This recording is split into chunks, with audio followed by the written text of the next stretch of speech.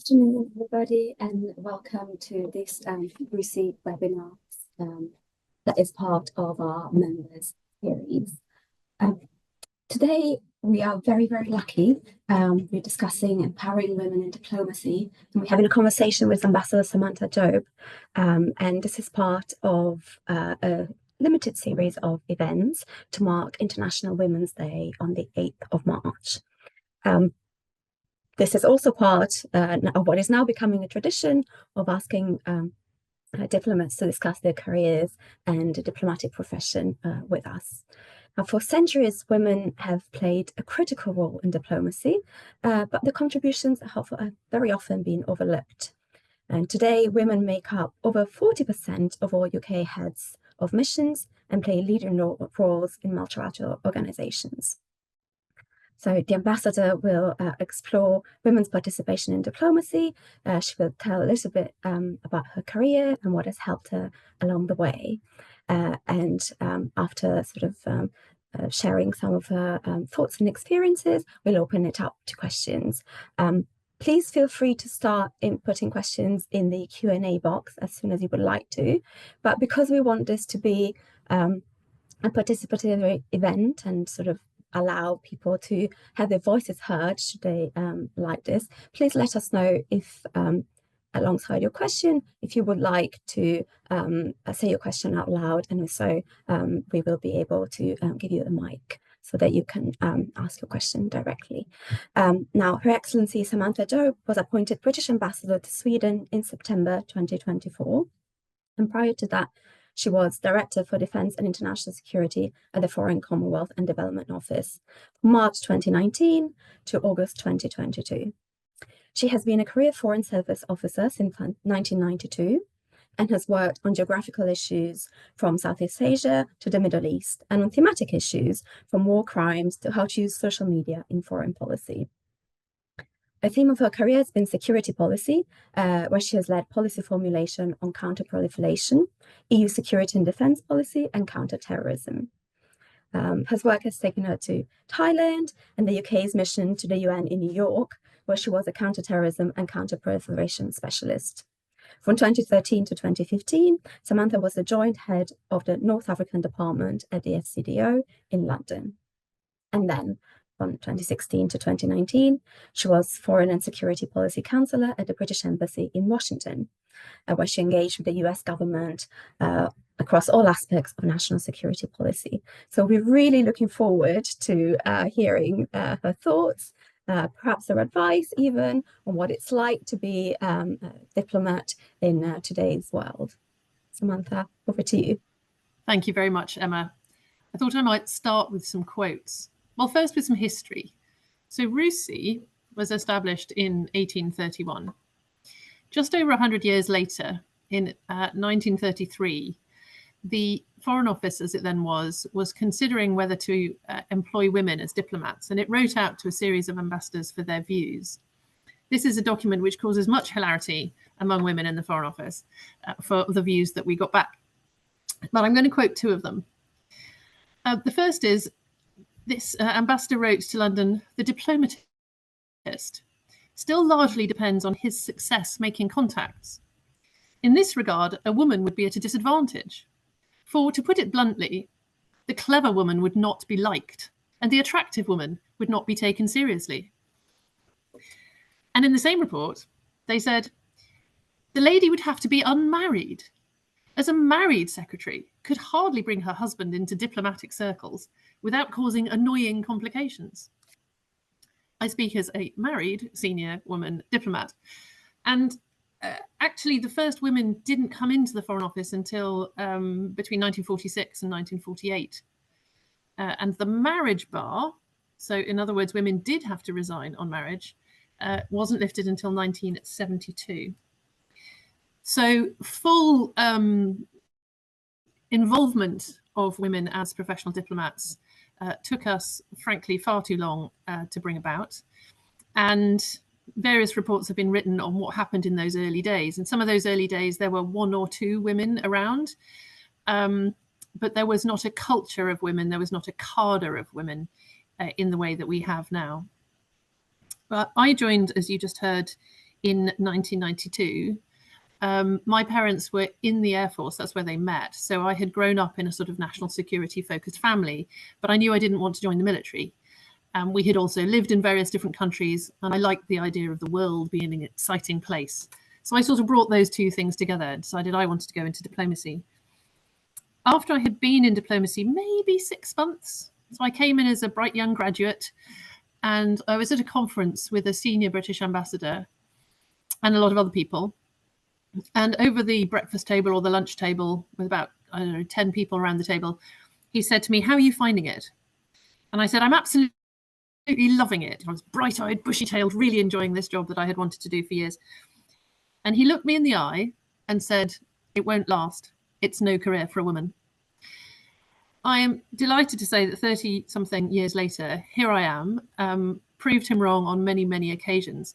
But I mention that because of the distance that we've traveled since. So in my career, it has never been odd for me to be a female diplomat. It has been easier in some contexts than in other contexts. Probably every woman my age, in most professions, but certainly in mine, can tell you stories of inappropriate behaviour from other diplomats, from other countries, and occasionally, annoyingly, British colleagues. But the culture has changed so much that we just don't put up with that anymore. And that's one of the things I'm delighted about. You just heard a description of my career. I worked when my first posting was overseas in Thailand. I then went to New York. My next posting was New York. I came back from New York, married and pregnant. And I then worked for about 6 years part-time. So after my first child, I did a part-time job. Then I had another one, and I job shared. So in that prestation, you will have just heard I was joint head of North Africa Department. And those were opportunities not available to women, much earlier in time. And in fact, when I joined the Foreign Office, I looked at women who were in the sorts of roles that I'm in now, and I thought some of them had been subject to the marriage bar, or they had married later, or they had pursued their careers in a way that I didn't want to. So I used to look up and think, well, it's great that there are 1 or 2 women in senior roles, but they're not really role models for me. And I think it's probably the generation just ahead of me, the sort of raft of British ambassadors we've just had in very senior jobs, who were the ones I looked at. They weren't so far ahead of me, but I looked at them, okay, here are some women who are going to do it differently. We are going to have families as well. We are going to not compromise on being women doing this job, which might be something we explore. But what I would say is that my part-time job was given to me by a man. My job shared job was given to me by a man. And after 6 years of working part-time, when I said I wanted to go work in Washington, which is one of our most prestigious embassies, I went back to work full-time for a man. So this is not a gender versus gender conversation. It's how do we get the best out of all our staff. I think there were a few things that helped me along the way that I think are still important. One was that role model piece. I wish I had more of them, but there are many more around now. One was having a support network, people I could go to and say, is this weird or is this normal? Or when I was nervous about doing something, I would go and do it, maybe have one of them in the room, and then they could say, actually, that was great, on the days that I wasn't sure it was going to be great. And during my career, I've also had professional coaches, which have been extremely influential, 1 or 2 key points in my career, and mentors, women who you could go and talk to about the career path ahead. One of the things I've written about quite a lot is workplace culture. So one of my responsibilities is I'm at the agenda champion for the NSC community in the UK, and I wrote a blog for them about the 4 phases of women in the workplace. The first being there just aren't any. This isn't a job for a woman. For whatever reason, women are too delicate, women aren't qualified, whatever it is, women couldn't possibly do this. And then in the second phase, you've got 1 or 2 women, but sometimes those women have to adapt to the workplace. So they either become a bit like men, or I've seen them sort of become a bit flirty, frankly. It's not how I would do it, but I wouldn't judge them for being in that minority trying to survive in an alien culture. And then at the third phase, you have a lot of women around. You might have a women's association or groups that support women. But there can be a risk even at that stage that the institutions and the HR directors think, oh, good, the Women's Association can help us solve all the women's problems. When women's associations don't have the levers, it's actually the organisation itself. And so you have women in the workplace, but somehow people still expect the women to make the tea, organise all the leaving drews, get the cards when someone has a baby or whatever it is. Sort of the caring for everybody is just put on top on the women. And sometimes that's also the point when the men start objecting. So stage 4 would be when we reach the stage when it's all completely normal. It's just not remarkable, and we don't have to have conversations like the one we're having now, or they would be very different. I promised I wouldn't talk too much. I would leave a lot of time for talking, so I'll stop in a second. I would just say, when people say to me, what are you most proud of over your career? What I say is that I'm most proud of doing it as me. I am a mum. I have 2 teenage kids. I have managed to make that work. I'm as proud of being a mum as I am of being a diplomat, and see no tension between the two. In fact, I see women around me with a fantastic set of skills, which their male colleagues sometimes have, but sometimes don't have. The ability to read a room, the atmospherics, the ability to make contacts in a different way and access different bits of a society and a community that men always can't always get to. And then there is statistical evidence that if you have women involved in peace talks, actually literally in the conversations and peace talks, the peace deals last longer. There is you don't have to dig very hard for that academic evidence. So if you have diplomacy with women in, I would say it lasts longer.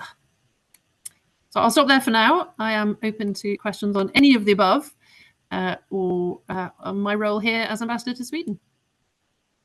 Thank you so much. I think already there's quite a lot there to unpick, and I just smiled at your original quotes. Like, that doesn't sound like so far into in the past. So very, very interesting. Before we turn to the participants and their questions, can I ask? It's very interesting because you were talking earlier about there not being a culture of women, and how this has changed, over the course of your career. But interestingly, that we still need to have these conversations.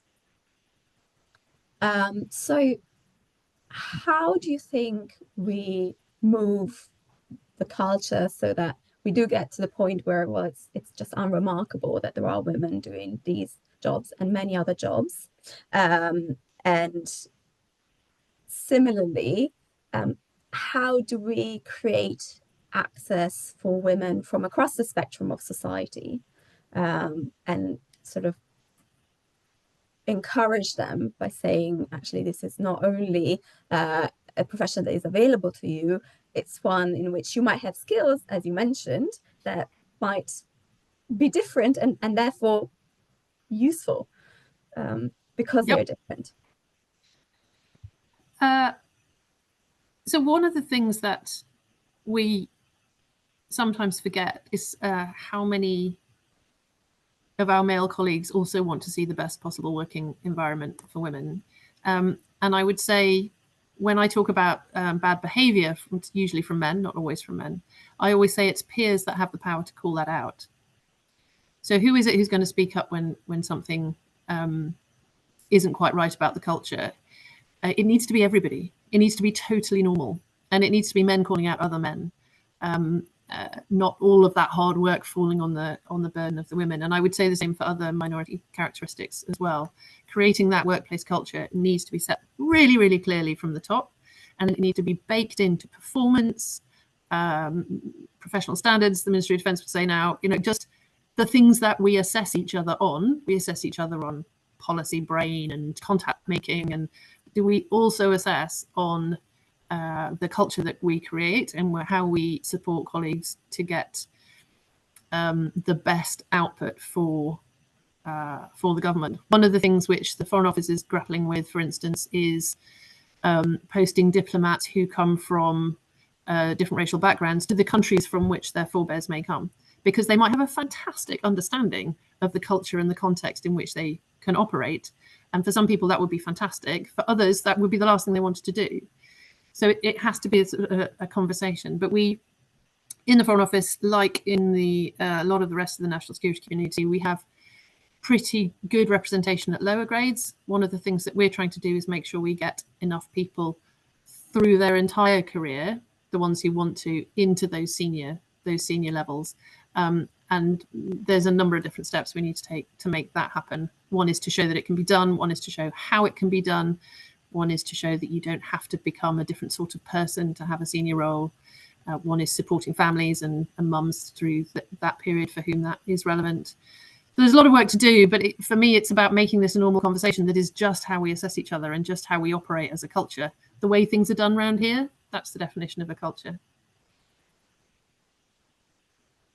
Thank you very much. So I have a few more questions, but before that, I'll turn to some that we've received because I think that there's some interesting things there.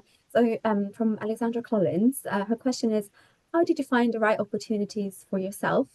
And did you find yourself self-censoring when applying for jobs? I haven't suffered too much from self-censoring, although I absolutely hear what you're saying. I've had some quite good people around me, and that's what when I said come back to this sort of buddies and mentors, having somebody you can go to say, well, I'm thinking about this role. Is it reasonable for me to go for that? And then have people just say, well, yes, of course. Why wouldn't you? The men aren't thinking that. Go for it. So having that support around you, I think, is really, really important to deal with that. Have I had self-doubt? Oh my God, yes. But I firmly believe that I wouldn't be as strong a diplomat if I hadn't had moments of doubt, in moments of reflection to make me think, okay, what can I learn from this situation? What can I learn moving forward? I think that's healthy. The point where it moves over to kind of self-doubt and holding yourself to a higher standard than actually exists in the entire universe, that can be extremely challenging. And so in the early days of my career, absolutely, I felt that I had to be absolutely, foolproof at all times. The older I've got, the more I'm like, well, you know what? I have the same right to make a mistake as everyone else has. And actually, that's how we learn. So it shouldn't stop us from doing things.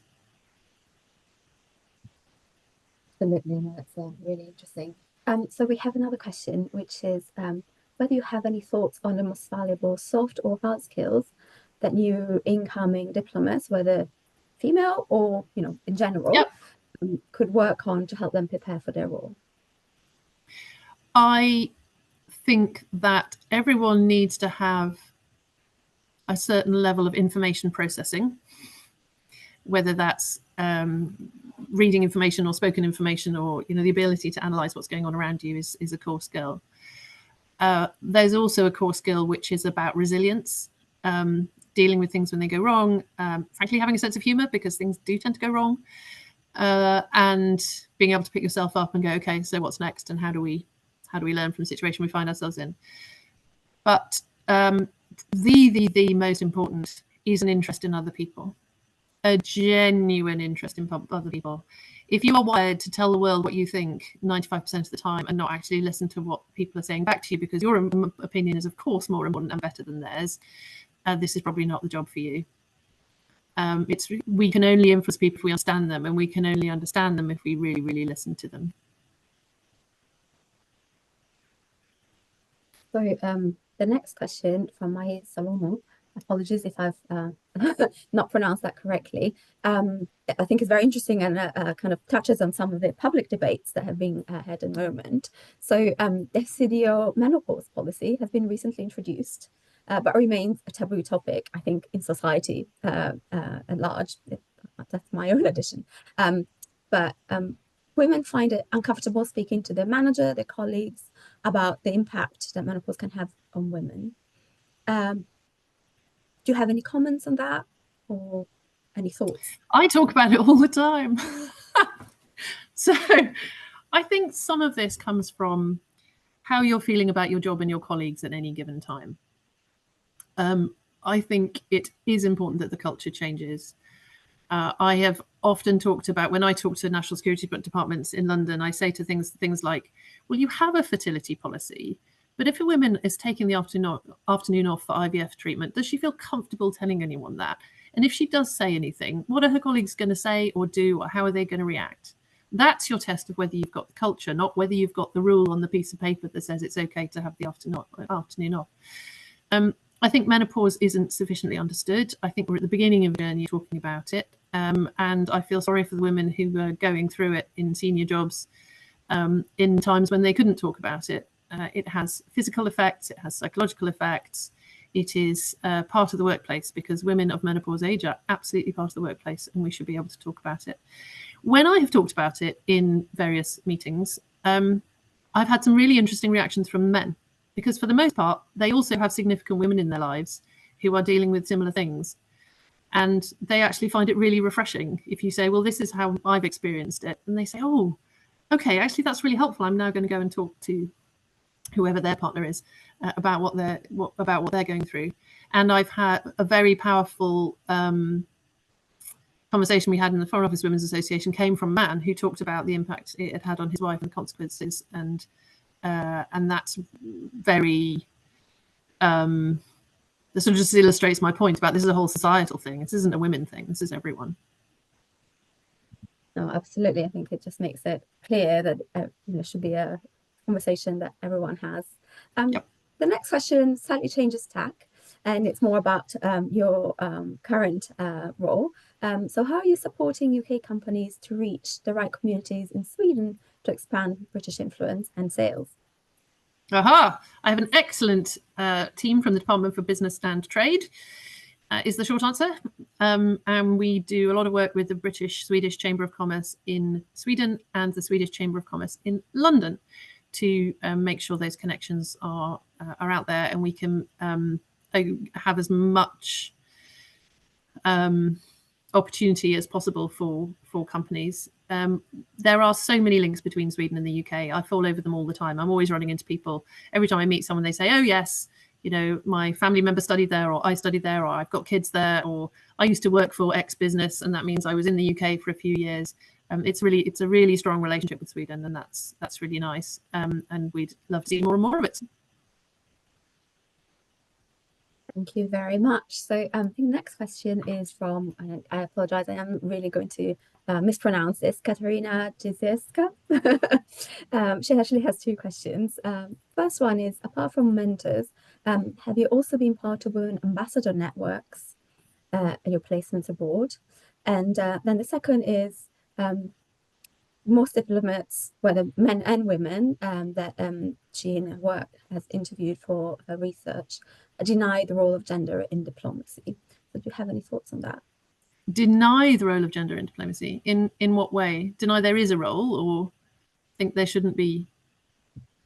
I think I don't quite understand that one. So I'll start talking about the first one, and maybe she can expand a little bit. So first of all, yes, I've had mentors in the Foreign Office, but I've also had support networks of peers, which I think is incredibly important, whichever job you're in, at whichever level you're in. In London, when I was a director, I had a very small group of mates who were also directors.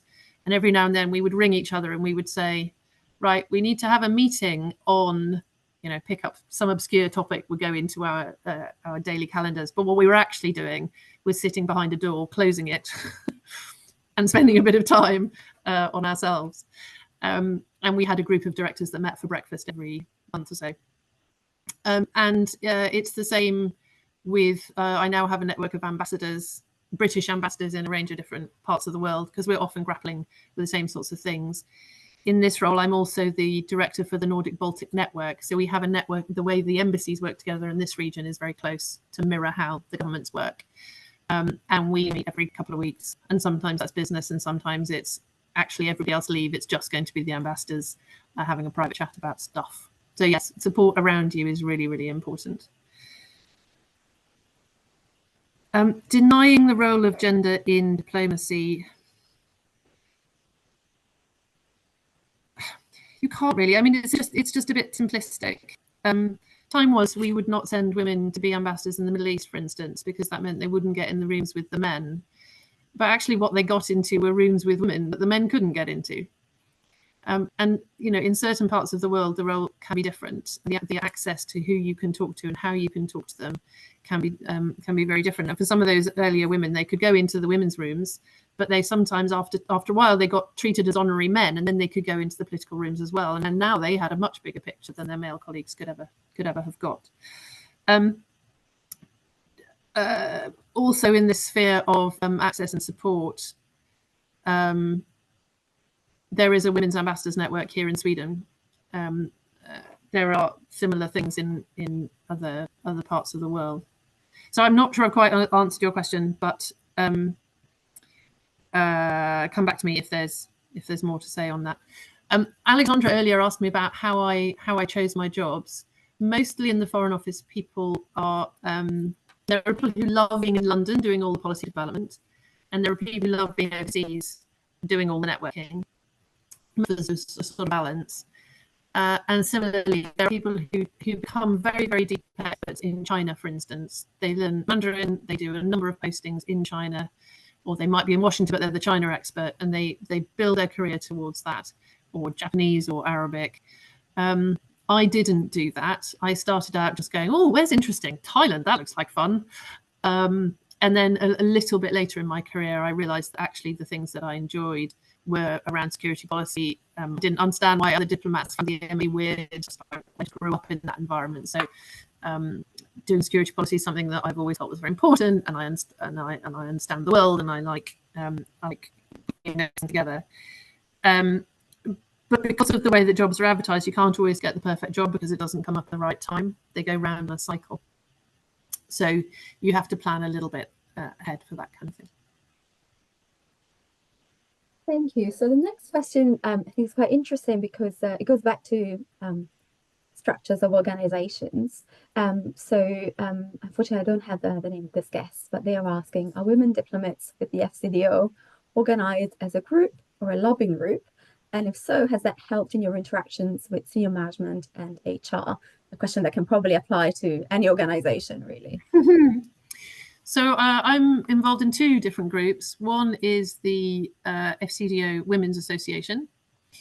So we have a series of staff associations. There's a Women's Association. There's also a Parent Support Network. There's FLAG, which is LGBT community, where trans women sometimes feel more comfortable in that one than in FCDO Women. There's a race network, there's a Black ethnic network, there's a disability network. There is a lot and lot of support. There is even an over 50s women group, I'm here to tell you, where who absolutely lobbied for the menopause policy. And then the other thing we did when DFID and the Foreign Office merged, we created a group of a virtual group of the most senior women, so directors and director generals and senior ambassadors, because we didn't all know each other. But we felt like that would be a safe space where we could each, I remember going to one and asking what felt like a really stupid development question. And in return, one of the new directors who'd never done security policy work before asked me a question about the nuclear deterrent. There was just a safe space where we network and build a leadership cadre of women for the organization. And that's been incredibly helpful. Thank you. That's really interesting. So next question is, many diversity and equality initiatives are aimed at promoting childcare and job sharing opportunities. But not all women have children. So what obviously starts off as a well-intentioned inclusion policy can actually end up being exclusionary. So how do we create a culture where the equality conversation and organization offer isn't always framed around expectations of women being in caring roles? Yeah, I couldn't agree more. And you know who else gets forgotten? Single people. Everyone assumes that the single person will do, Christmas duty or whatever it might be, because why would they have anything? So I agree with you. It's why policies should be framed as inclusion policies, and inclusion is everyone. So in my team in Washington, for instance, I remember sending a message to them all saying, everybody has an outside thing. It might be your family. In this particular case, it said it might be your horse, because we had a member of staff who spent all her time in the stables with her horse. I didn't mind what it was. What mattered was that we had a way of working that supported each other's commitments and families and understanding. There are times when we all have to pull together in a crisis, and there are times when it's quieter and it's easier to adapt to your workload and take a slightly different approach. So I don't advocate for labeling in this sort of way that we're only looking after a certain sort of woman, or we're only looking after a certain sort of junior person who we want to bring through the ranks. What we're looking for is an inclusive policy where everyone can be themselves at work, be comfortable at work. We know that psychologically we all try and fit in with the herd. That's how we're, biologically programmed from prehistoric times. But that can be absolutely exhausting. And it's a drain of your, so if your tank is here in energy terms, but you're already spending that much of the energy and just fitting in and trying to sort of keep your head above water, then you're that much sort of behind everyone else in energy that you've got to give to your job. If we create an atmosphere where everyone is at full capacity because they are comfortable, they are feel supported, they are, going on all cylinders, then we're going to get the best out of our staff. And there have been many, many, many famous situations, not all of them great outcomes for the UK, where you can say, had you had a more diverse group of people in the room, you would have got a better output, a better result. If you had created space for people to challenge from their perspective, the person in the middle who was just kind of driving through that policy without actually wanting to hear anyone else's view, if you had allowed that challenge, if you had allowed that diverse thought, if you had allowed somebody to say, oh, what about, and then listened, you would have had a very, very much stronger policy output. And that's why we do diversity and inclusion. Thank you. I think that probably applies to all sorts of situations. Yeah. So you mentioned earlier role models. So the next question is whether you could tell us a bit more about who your role models were during your career, male or female? Male or female? If I had a hero, it was probably Madeleine Albright, who was the US Secretary of State. And I got to sit next to her at a dinner in Washington when I was there. She'd been invited as the sort of grand speaker at a women's event, actually. And I was able to sit next to her, and she had this absolutely wicked sense of humor. And I just remember thinking, she's this incredibly strong, incredibly feisty, incredibly tough negotiator. But at the same time, she was totally human and had a wicked sense of humor. And I've always liked that. That's really good. That's how I want to do it. I want to be able to be, good at my job professionally, but also do it as a human being and be able to bring other people with me. Excellent. So next is a very practical question from Xenia Tuel. How important is it to learn the language of the country to which you're posted? The way the Foreign Office is set up, some people in each post get the chance to learn the language. I spent 7 months learning Swedish before I came here. How important is it? Well, to give you an example, in about an hour after I finish talking to you, I'm going to the TV studios to be interviewed in Swedish about the big Ukraine conference that we had in London on Sunday and what's going on Ukraine. That gives us, as the UK, an edge because I can go to a Swedish TV programme and I can speak in Swedish, and I get directly to an audience that I wouldn't be able to otherwise. And there's a very big national security and defence conference in Sweden every year in January, and I was invited to speak. Again, wouldn't have happened if I weren't able to do it in Swedish, because the whole event just happens in Swedish. So I would say it's extremely powerful. As a junior diplomat in Thailand, I worked very hard to learn Thai, and that got me into rooms that other people couldn't get into because I understood what was going on. So I could travel around the country more. I could meet more regional politicians and governors and businesses. And sometimes, as the ambassador there had arrived at short notice and didn't speak language, occasionally I would get sat next to somebody really interesting at the ambassador's events because it was somebody who wasn't very comfortable in English, so they would put them next to me. I had some great conversations that way. So I think it gives us a real edge, and other diplomatic services often say that about us as well. Yeah, really interesting to know. Next, we've got Elena Milona, who asked what advice you would give to women diplomats, given the strong masculinity that seems to be dominating the world leadership stage at the moment. Stay the course. Just why should we? No, I mean, we just have zero interest in stepping back. British government's been very clear that we continue to value diverse employees for all the reasons that I've just talked about. I think women should carry on being ourselves and bringing what we bring to the conversation and to the room. Now, sometimes that can be difficult because the room you walk into is full of men. So the more you can have allies in the room, Sometimes that might be a man, but it might be another woman. There's a famous story of Obama White House. Obama appointed a woman national security advisor and 2 women deputy national security advisors. So they were frequently in the room with lots and lots of serious-looking military brass and basically a lot of men. And they had a deal. And the deal was when any of the 3 of them spoke, the others would back her up. Even if she didn't agree, she would say, "That's a really good point, so-and-so, when you said such and such. I'd like to develop it further and say this." Or, "I don't completely agree with you. I think there's another perspective, which is this." But they would make sure that there was somebody else who recognized and backed up that point in the room. It sounds very, it is very kind of nitty-gritty practical, but those kind of things can help you in that situation where you might feel a bit vulnerable. The one thing, if we hold on to our true selves, then we are showing other women and creating a space for other women to do the same. If we crack and start behaving like senior military men for the sake of argument, then what do the women below us think?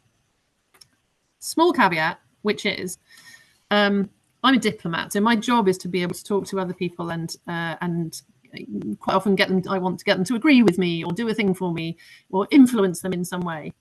And so I cannot pretend that I don't adjust my style to the conversation I'm in. So I have absolutely gone into meetings with lots of senior military people, and I start speaking in short sentences and very clear points to make, and and my serious tone. And then I come out again, and then I'm me. But I'm doing that as a choice for an influencing goal. I'm not doing it because I think I have to behave like a man to get a senior job. And more often than not, there will be a point in that meeting where my natural style will come through anyway, beginning, middle, or end. There's usually something to it, because I want people to see that this is my natural style, and my natural style is quite as effective. Thank you very much. Thank you. I think that's really important nuance, and I'm sure lots of people have experience in the situation. So it's actually, I think, excellent advice, regardless of whether you're in the diplomatic service or not. The next question kind of links to this one. How would you appreciate the impact of DE&I managers in DFCDO? And do you think that removing this role, as we're seeing elsewhere, can harm the recruitment, development, and promotion of women? It's really consistent in FCDO that we want to have an inclusive workplace. We want to encourage diverse recruitment. We want to look after people once they arrive in the organisation, so they don't feel like they somehow have to twist themselves into a different shape. We want to be able to encourage them in their careers, through their careers, help them with those moments where maybe they do self-censor by providing support, help them see that there is a future and there are senior people and there are senior roles that they can do. That is definitely helped. You have a team which is setting the right policies, which is collecting data, so you know whether your interventions are making a difference or not. This is holding everyone to a high standard. But the job of changing the culture is every single person, every single manager, every single colleague. Thank you. We turn to another, I think, really practical question from Alexandra Collins.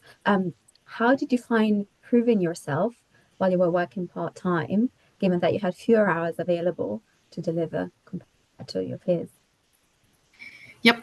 I got a mentor who had also worked part-time and who was senior to me, and that really helped, because I would share my frustrations and she would say, yes, I hear you, I've done that, here are the things that I did to help. So that was really helpful. I occasionally had a conversation with my boss where I would say, you hired me part-time. That was a conscious choice of yours.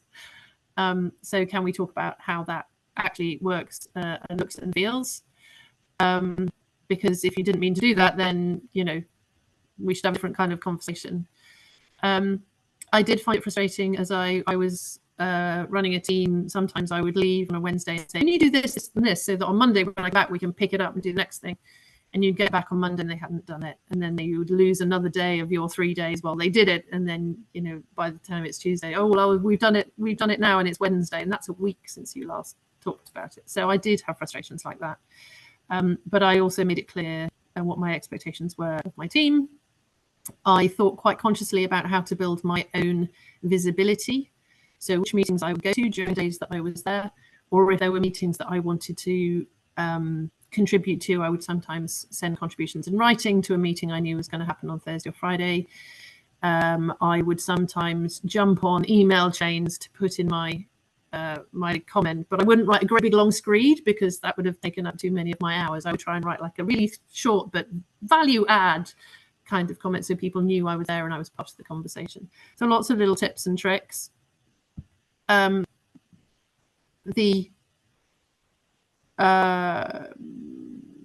learned a huge amount about self-management once I became a parent. I don't know how other parents on this call feel, but that ability really feels, yeah, a lot done in a small period of time. But also what my kids taught me was the end of the day is the end of the day.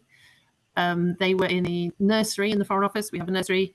And I found that whereas earlier in my career, I would just do one more thing and another thing and another thing, and my days would just drag out and I would wear myself out in the process. When I was picking up a toddler from nursery, there was no mucking about. I had to be there. I had to be there on time. And the thought of a sad little 2-year-old face was much more powerful than the sort of, you know, a slightly grumpy boss if I did it tomorrow instead. So actually that taught me very important things about managing my time and managing deadlines and what really matters and what doesn't, which have stayed with me for the rest of my career. Thank you. I think that's a very good answer to what many people often say, which is you only get paid part-time, but you actually work full-time. But no, fascinating. So we have another question, which I think is quite broad-ranging. So could you tell us what is in your reading list at the moment, or maybe what the most impactful books that you would recommend on diplomacy, on current affairs, or on female empowerment? Fantastic questions. There's an assumption in that question that I read books which are about foreign affairs, women's empowerment, and the truth is I don't. So the honest answer is I have just finished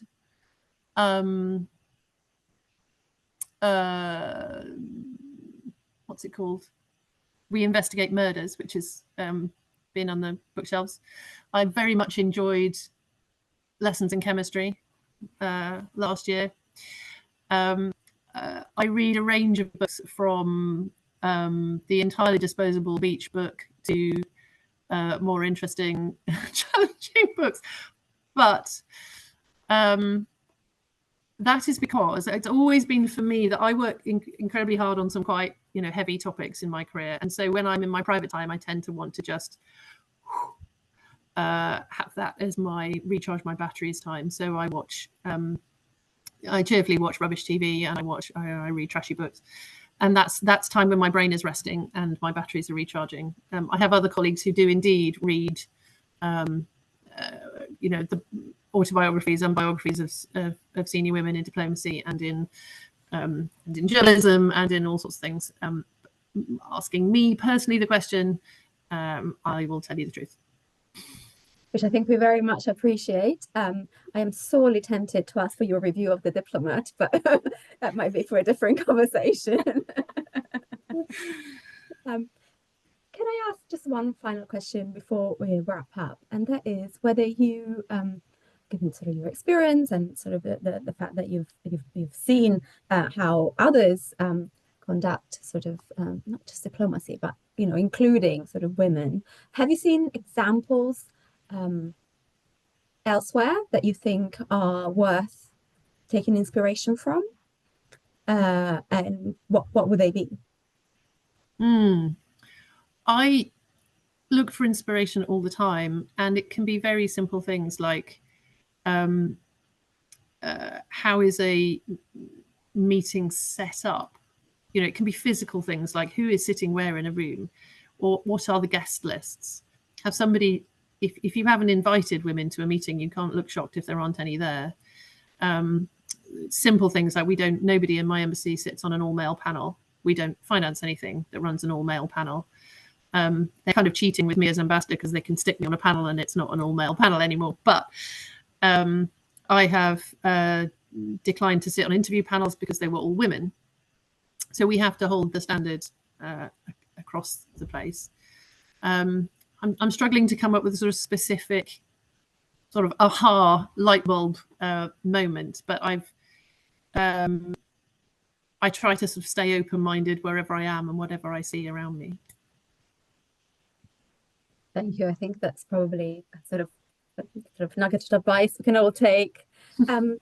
I don't think we have any open questions at the moment, but thank you. This has been a really fascinating conversation. I think we've learned a lot, and this is the third time, as I said, that we sort of speak to a senior ambassador and sort of find out. So it's always interesting. What did they say?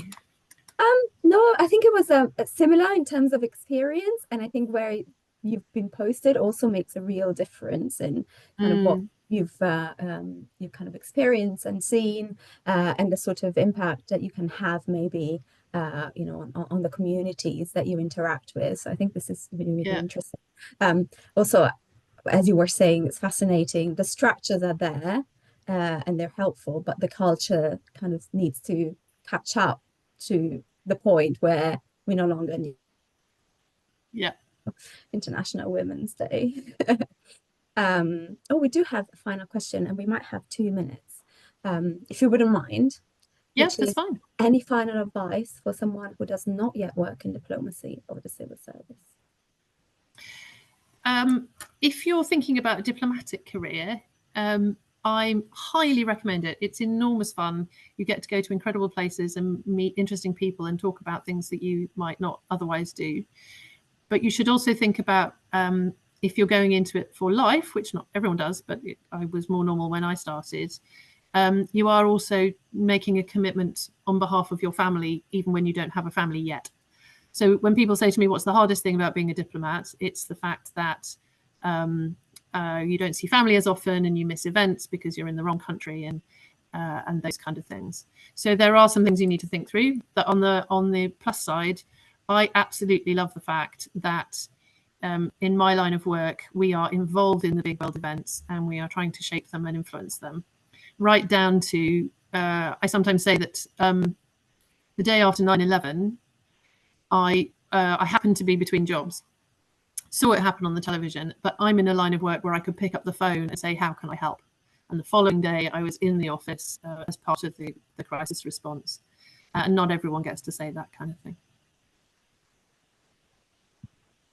I think that's probably the best advert for the civil service or the diplomatic service. So make a difference. Make a difference. Exactly. I think that's what everyone is sort of wondering about how to do today. So I think that's excellent advice. Thank you again. It's been fascinating. You're very welcome. Thank you for having me. Absolutely. We'll hopefully have many more of these conversations, and hopefully where the needle will have moved on a little bit.